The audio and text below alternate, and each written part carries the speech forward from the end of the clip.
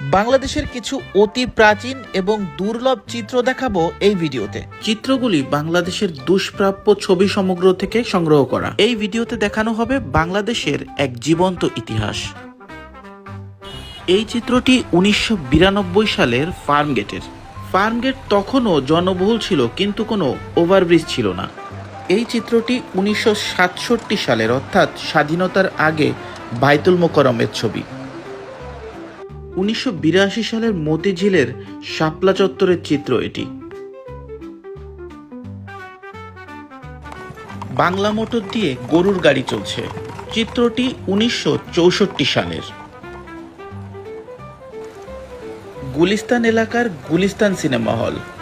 এই চিত্রটি 1964 সালে তোলা। ঢাকার রাস্তায় ঠেলা গাড়ির উপরে ট্যাক্সি নিয়ে যাওয়া হচ্ছে। এই চিত্রটি 1972 সালের। 1978 সালের গুলিস্তানের চিত্র এটি। চিত্রটিতে প্রচুর রিক্সা দেখা যাচ্ছে গুলিস্তান এলাকায়। এই ছবিটি বেশ ইন্টারেস্টিং। সংসদ ভবনের সামনে ধান লাগানো হচ্ছে 1979 সালে। ঢাকার রাস্তায় চলছে বাস। তখন পাবলিক ট্রান্সপোর্ট খুব বেশি ছিল না। ছবিটি 80-র দশকে তোলা। সাভারের জাতীয় স্মৃতিসৌধ তৈরি করার চিত্র এটি 1979 সাল।